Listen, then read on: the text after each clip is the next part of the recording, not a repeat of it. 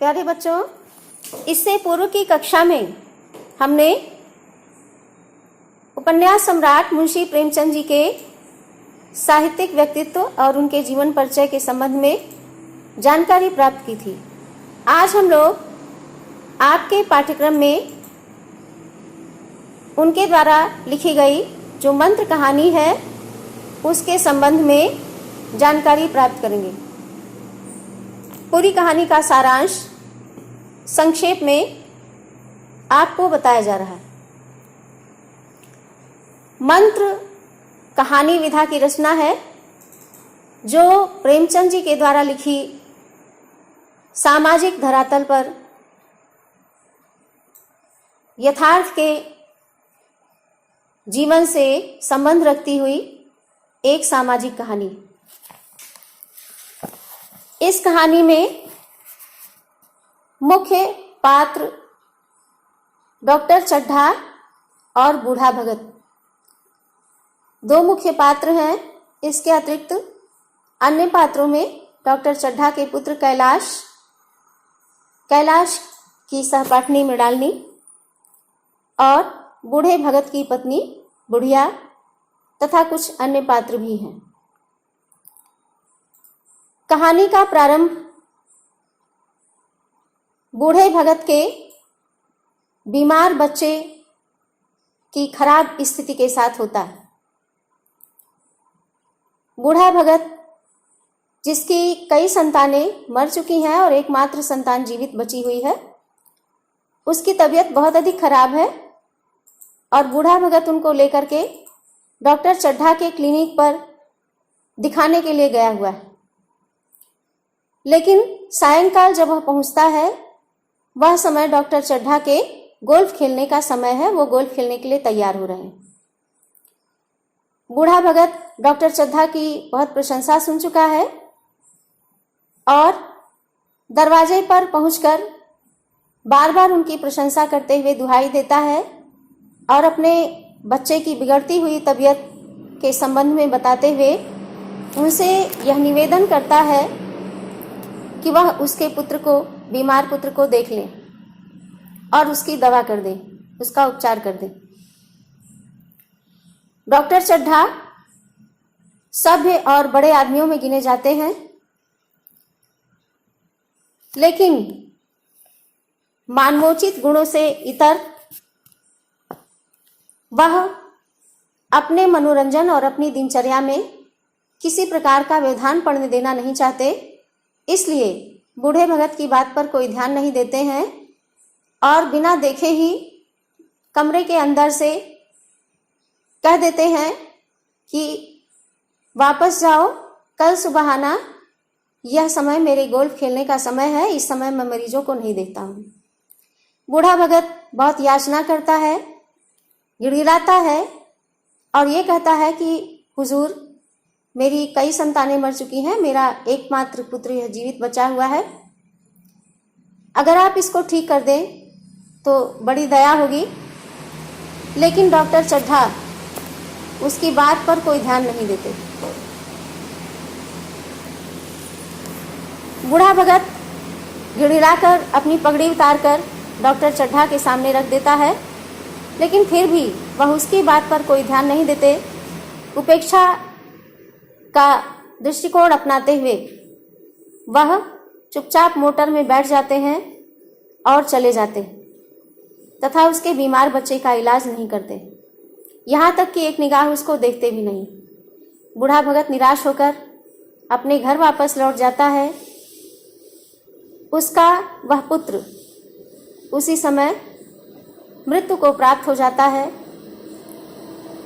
वह और उसकी पत्नी दोनों रोकर अपने पुत्र को संतोष कर लेते। इस घटना को काफी लंबा समय व्यतीत हो जाता है। डॉक्टर चड्ढा के भी एक पुत्र और एक पुत्री हैं। उनके पुत्र का नाम कैलाश है। आज उसका जन्मदिन है और उसके जन्मदिन के समारोह की बड़ी भव्य तैयारियां की गई। शहर के बड़े बड़े रईस, सभ्य समझे जाने वाले लोग सबके सब उस समारोह में आमंत्रित किए जाते हैं। डॉक्टर चड्ढा के पुत्र कैलाश को सांप पालने का शौक है। उसने तरह तरह के सांप पाल रखे हैं। उसकी एक सहपाठनी है मृणालिनी, जो कि उसकी प्रेमिका भी है। मृणालिनी जानती थी कि कैलाश को सांप पालने का शौक है और वह कैलाश से उन पाले गए सर्पों को दिखाने के लिए कहती। कैलाश मृणालिनी को सर्प दिखाने के लिए मना करता है और यह कहता है कि यह रात का समय है और इस समय यदि सांपों को छेड़ा जाता है तो उन्हें बुरा लगेगा। चूंकि मृणालिनी ने यह बात मित्रों के समूह के बीच में कही थी, इसलिए कैलाश का वह इनकार उसे थोड़ा बुरा लगता है। मृणालिनी की झेपी हुई सूरत को देखकर कुछ सहपाठी हैं जो उसे चढ़ाने का प्रयास करते हैं, लेकिन मृणालिनी उनकी बात पर ध्यान न देते हुए कहती है कि नहीं, मेरी खुद से ही सांप देखने की इच्छा नहीं। कैलाश को मृणालिनी की वह जो झेपी हुई सूरत है उसे देखकर लगता है कि मृणालिनी को बुरा लग गया और वह उसी समय रात के समय ही सांप दिखाने के लिए ले आता है। जिस समय वह सांप दिखाता रहता है उसी समय बीच में से कोई कहता है कि अरे, इन सर्पों के दांत तोड़ डाले गए होंगे, दांत तोड़ दिए होंगे। कैलाश कहता है कि दांत तोड़कर अगर सर्पों को वश में किया तो क्या किया, और सर्पों का दांत दिखाने के लिए एक सबसे विषैले सांप को पकड़ लेता है। मृणालिनी यह देखकर बहुत परेशान हो जाती है और उस तमाशे को बीच में ही बंद करने के लिए कहती है, लेकिन कैलाश नहीं मानता है। उसे अपनी बात को सच प्रमाणित कर देने की चाह मन में है और वो उस काले गेहूं को पकड़ करके जबरदस्ती उसका मुंह खोलता है और सबको उसके दांत जो है दिखाता है। क्योंकि कभी इससे पूर्व उसने किसी भी सर्प के साथ ऐसा व्यवहार नहीं किया था, उस सर्प के साथ भी नहीं किया था, इसलिए वह कैलाश की मनःस्थिति को समझ नहीं पाता है कि उसकी क्या इच्छा है और वो क्रोध से भर जाता है। इस कारण जैसे ही कैलाश उसका मुख छोड़ता है वो उसकी उंगली में डस लेता है। चारों तरफ ये खबर फैल जाती है। डॉक्टर चड्ढा उंगली के डसे हुए भाग को नस्तर से काट देना चाहते हैं, लेकिन कैलाश ये कह करके मना कर देता है कि मेरे पास जड़ी है, मैं लगा लूंगा और ठीक हो जाएगा। वह तरह तरह की उसने जड़ी बूटियां भी इकट्ठा कर रखी थी। जड़ी पीसने के लिए दी जाती है, लगाया जाता है, लेकिन तब तक सर्प का विष उसके शरीर के काफी भाग तक फैल जाता है और डॉक्टर चड्ढा ये कहते हैं कि अब तो नस्तर लगाने से भी कुछ होने वाला नहीं है। चारों तरफ खलबली मच जाती है, कोहराम मच जाता है। मित्रों के समूह में चर्चा होने लगती है, लोग तरह तरह का प्रयास करते हैं, झाड़ने फूकने वाले भी बुलाए जाते हैं, लेकिन कैलाश की तबीयत लगातार बिगड़ती ही जाती है और वह लगभग मरणासन स्थिति में पहुंच जाता है। बल्कि एक तरह से सब लोग ये कहते हैं कि अब उसका जीवन शेष नहीं है, वो मर गया है। इस प्रकार से पूरे घर में, मित्रों की मंडली में सब जगह कोहराम मच जाता है। माँ अलग पछाड़ खाकर गिरती है, डॉक्टर चड्ढा अलग गिर जाते हैं, मृणालिनी अलग से रुदन मिलाप करती है। इस प्रकार जितना भी साज समाज मनोरंजन का था, आनंद का था, हास परिहास, सब करुणा भरे वातावरण में परिवर्तित हो जाता है। बूढ़ा भगत, जिसके पास अब कोई संतान नहीं थी, जो गरीब मजदूर था, वह किसी प्रकार से रस्सी आदि बेचकर अपना जीवन निर्वाह करता था। रात का समय था, उसे नींद नहीं आ रही थी, बार बार अपनी झोपड़ी खोलकर, दरवाजा खोलकर बाहर निकलता था, फिर भीतर आता था। बुढ़िया ने समय पूछा तो उसने समय बताया। एक बार जब वो बाहर निकला, उसी समय किसी ने आके उसका दरवाजा खटखटाते हुए उसे डॉक्टर चड्ढा के पुत्र यानी कैलाश के सर्प काटने की बात बताई। किंतु उसने कहा कि अच्छा हुआ, ठीक हुआ, कलेजे को ठंडक पड़ गई, मैं भी उस दिन गया था। उस व्यक्ति ने कहा तुम चले जाते तो शायद ठीक हो जाता, तो उसने कहा कि नहीं, मैं नहीं जाऊंगा, मैं वैसे भी न जाता और इतनी रात गए कौन जाएगा, और दिन होता तो भी मैं न जाता। मैं भी उस दिन अपने पुत्र को लेकर गया था, इतना रोया गिड़गिड़ाया, लेकिन उन्होंने मेरे बच्चे को नहीं देखा और अंततः वह मर गया। इस प्रकार से वो बूढ़ा भगत अंदर जाता है। बुढ़िया पूछती है क्या बात है, तो वो बुढ़िया को भी पूरी बात बता देता है। वो दरवाज़ा बंद करके लेटता है, लेकिन उसे नींद नहीं आती, क्योंकि बूढ़ा भगत एक ऐसा मनुष्य था जो अति संवेदनशील था और मानवोचित गुणों से युक्त था। वो ऐसे मनुष्यों में से था जो लगी हुई आग को बुझाने के लिए, मुर्दे को कंधा देने के लिए, किसी के घर के कलह को शांत करने के लिए दिन रात तैयार रहता था। सदैव इस प्रकार की जो भी बातें होती थी उनमें अपना सहयोग देने के लिए। इसलिए उसे नींद नहीं आती। बार बार करवट बदलता है, फिर उठ के दरवाज़ा खोलता है। बुढ़िया पूछती है तुम्हें नींद नहीं आ रही क्या? बूढ़ा भगत कहता नहीं। बुढ़िया कहती है कि तुम्हें नींद काहे को आएगी, तुम्हारा मन तो डॉक्टर चड्ढा के बंगले पे लगा हुआ है। तो ये कह करके शांत करा देता है कि अरे नहीं, मैं पागल नहीं, मैं नहीं जाऊंगा। इसके बाद कुछ समय के बाद बुढ़िया सो जाती है और बूढ़ा भगत धीरे से उठ करके बहुत धीरे से कुंडी खोलकर बाहर निकलता है और डॉक्टर चड्ढा के बंगले की तरफ चल पड़ता है।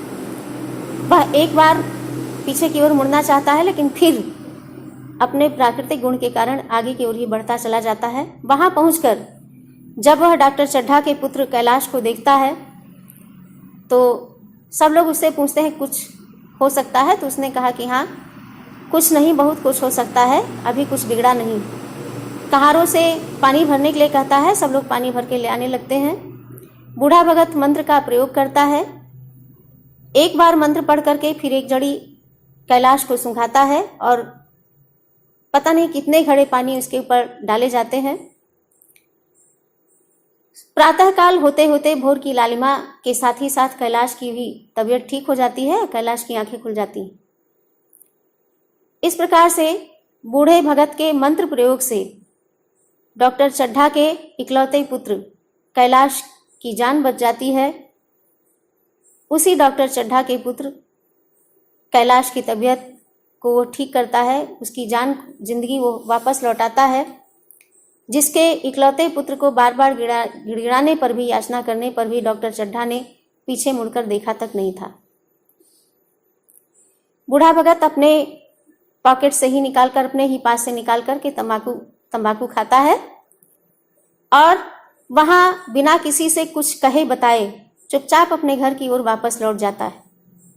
चारों तरफ लोग बूढ़े भगत को खोजने लगते हैं।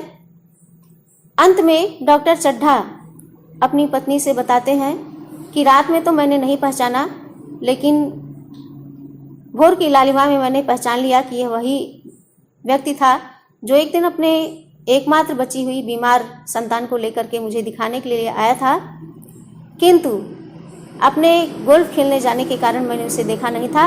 आज मुझे उस दिन की याद करके अपने ऊपर बहुत लज्जा हो रही है और बहुत ग्लानि महसूस हो रही है। एक बार, सिर्फ एक बार वो मुझे मिल जाता तो मैं उसे उसके पैरों पर गिरकर क्षमा याचना कर लेता। यहीं पर यह कहानी समाप्त हो जाती है। तो इस प्रकार से पूरी कहानी में डॉक्टर चड्ढा और बूढ़ा भगत दोनों के स्वभाव की भिन्नता और किस प्रकार से पैसे से संपन्न, धन वैभव से युक्त डॉक्टर चड्ढा, जो एक बड़े आदमी समझे जाते हैं, एक सभ्य समाज में उनकी गिनती है, उनका चारों तरफ मान सम्मान है, आदर है, उनके भीतर वे गुण विद्यमान नहीं है जो एक मनुष्य के भीतर होना चाहिए। इस कहानी में इसको बड़े ही प्रभावशाली ढंग से प्रस्तुत किया गया है। जबकि बूढ़ा भगत जो मजदूरी करके जीने वाला है, उसके भीतर, मनुष्य के भीतर जो भी गुण होने चाहिए, परोपकार की भावना से युक्त है और सारे मानवोचित गुण उसमें विद्यमान हैं। यहाँ तक कि उसके मन में बदले की भी कोई भावना नहीं है।